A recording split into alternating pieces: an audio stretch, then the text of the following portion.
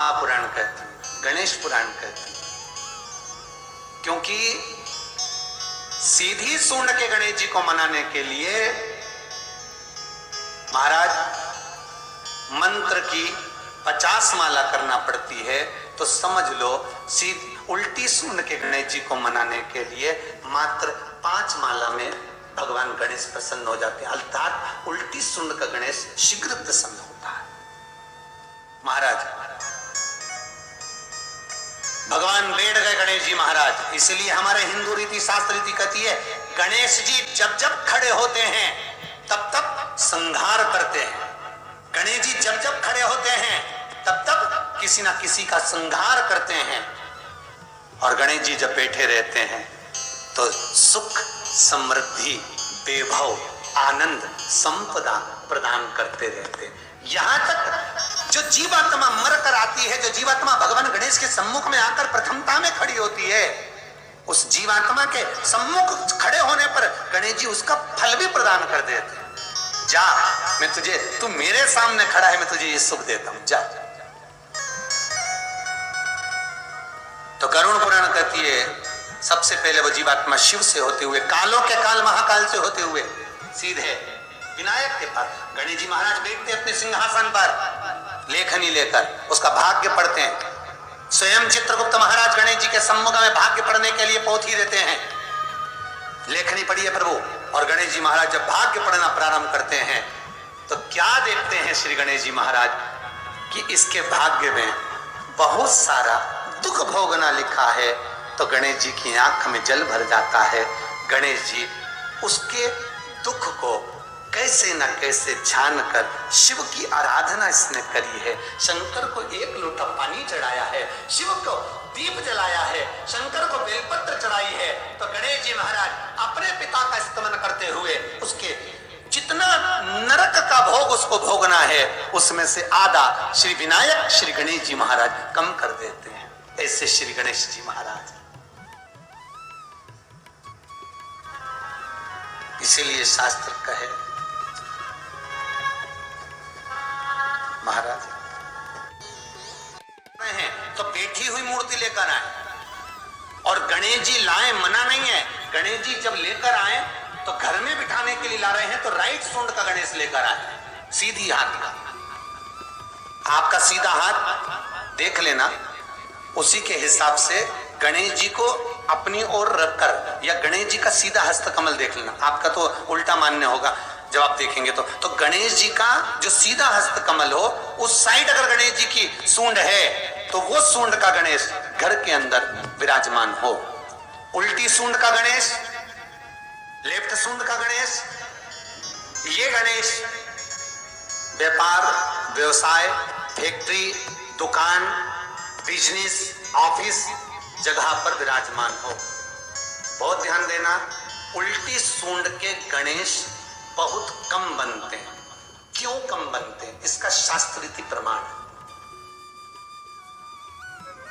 कभी किसी मूर्तिकार के पास जाना और मूर्तिकार के पास जाकर पूछना, भैया तुम उल्टी सूंड का गणेश क्यों नहीं बनाते? जितने भी बनते सीधी सूंड के बनते। कभी पूछना उससे, वो बताएगा कि उल्टी सूंड के अगर गणेश जी बनाए, 50 गणेश जी अगर उल्टी सूंड के बनाए हैं तो उसमें से कम 30 गणेश जी अपने आप टूट जाते हैं या बिगड़ जाते हैं। एक शास्त्र रीति है। उल्टी सूंड का गणेश बहुत कम पक पाता है या मिट्टी का बन पाता है। और यदि आपने अपने हाथों से भी उल्टी सूंड का गणेश मिट्टी का बनाया तो 10 दिन पूजन करोगे, 10 दिन के अंदर वो मूर्ति, वो सूंड, वो गणेश जी चटक जाएंगे। उल्टी सूंड का गणेश टिकता ही नहीं है, वो बीच में से खंडित हो ही जाएगा।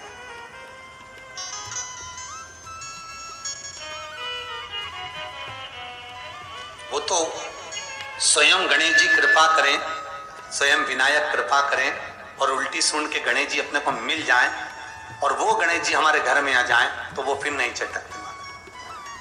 50 गणेश जी बनाए, उसमें से 30 बेकार निकल जाएंगे। 30 की सूंड टूट जाएगी, हाथ टूट जाएगा, कहीं पांव टूट जाएगा, कहीं खंडित हो जाएगा। आप देखना, आप भी अगर बाजार जा रहे हो गणेश जी लेने के लिए तो आप देखना, उल्टी सूंड का गणेश जी लोगे तो कहीं ना कहीं हाथ नबा होगा, कहीं पांव नबा होगा, कहीं पीठ नबी होगी, कहीं कुछ खंडित होगा, कुछ ना कुछ उसमें मिस्टेक मिलेगी ही, ये पक्का है। और ना मानो तो आपके नगर में भी जाकर देखो, आप तो गणेश जी लेने जाओगे ना तो विचार करना, शिव कथा सुन रहे हो कि गलत है कि सही, आप देखना जाए।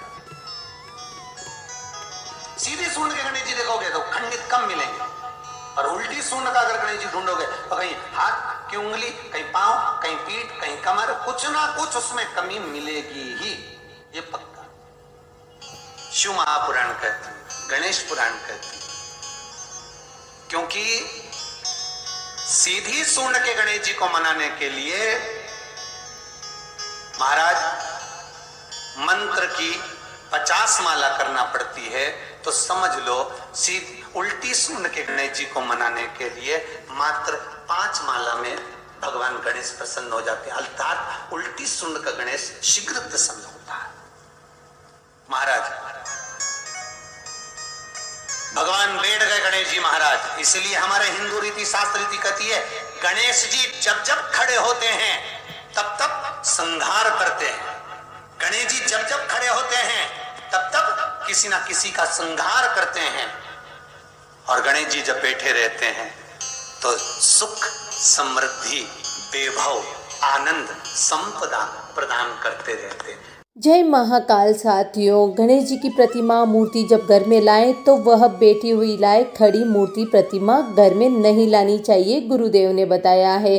दूसरा, गुरुदेव ने बहुत ही अच्छे से समझाया है कि गणेश जी की जो मूर्ति लाएं उसकी सूंड किस तरफ होनी चाहिए। घर के लिए जब हम गणेश जी ला रहे हैं तो जब हम देखें तो हमारा लेफ्ट हैंड है, जैसा कि आपको पहली गणेश जी की मूर्ति में दिखाई दे रहा है। जब हम देख रहे हैं तो हमारा लेफ्ट है, पर यह गणेश जी की तरफ से जब हम देखेंगे तो उनका सीधा हाथ रहेगा, उनका राइट हैंड की तरफ उनकी सूंड है, और जब हम देखेंगे तो लगेगा हमारे लेफ्ट हैंड की तरफ उनकी सूंड है।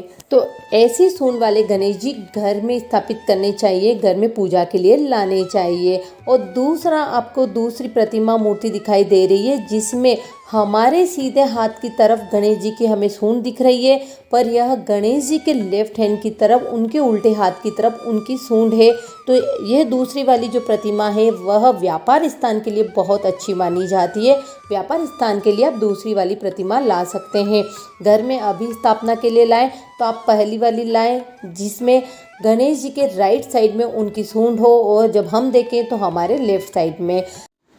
चलिए, ये तो हमने जाना कि घर में कौन से गणेश जी होने चाहिए। अब जानते हैं कि किसी भी भगवान की मूर्ति कितनी बड़ी घर में होना चाहिए। भगवान शंकर की जो भी मूर्ति हो, चाहे शिव की हो, चाहे किसी भी देवी देवता की मूर्ति हो, पर एक अंगुष्ठ से बड़ी नहीं होनी चाहिए। कितनी? जम के बोलिए। जैसे ये जमीन से बस इस अंगूठे को खड़ा कर लो, इससे बड़ी मूर्ति घर में नहीं होगी।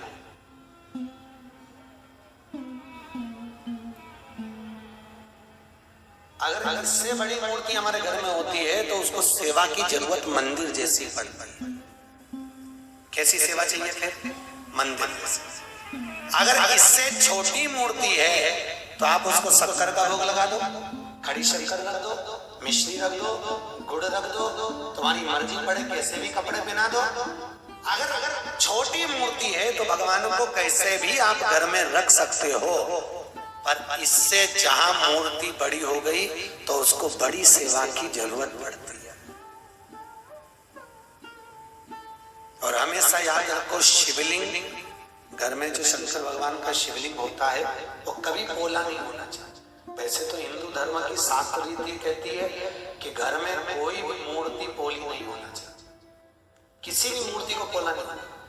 लक्ष्मी जी हो तो ठोस हो, गणेश जी हो तो ठोस हो, देवी देवता, लड्डू गोपाल, कृष्ण, राम, सीता, कुछ भी तुम्हारे घर में हो तो वो पोले नहीं होना, अंदर से खाली नहीं होना चाहिए। जो मूर्ति घर में पोली होती है उसके घर में 1 रुपए कमाओ 1.25 रुपए खर्च वाला काम चलता रहता है, कभी जिंदगी में पैसा नहीं जोड़ता। घर पोला की पोला ही रहते, कितना भी तुम कमा कर लाओगे तो भी घर में दिखेगा।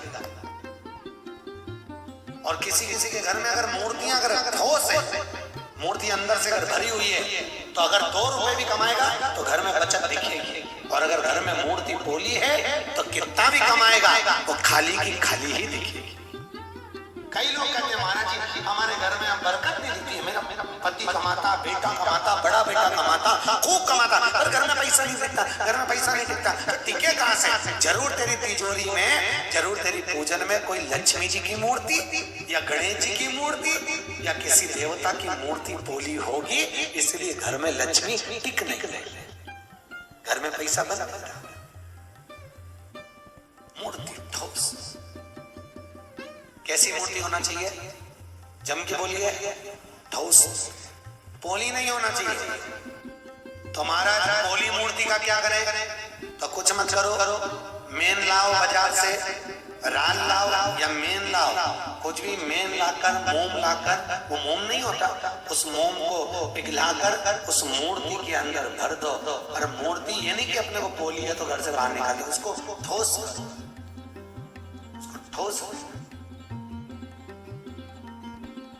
अगर मूर्ति पोली रहती है तो 2 भ्रम होते हैं, एक तो लक्ष्मी नहीं टिकती, दूसरी घर में कोई ना कोई व्यक्ति एक ना एक बीमार पड़ा ही रहता है। एक ठीक होगा, दूसरा बीमार पड़ेगा, दूसरा ठीक हुआ, तीसरा बीमार पड़ेगा।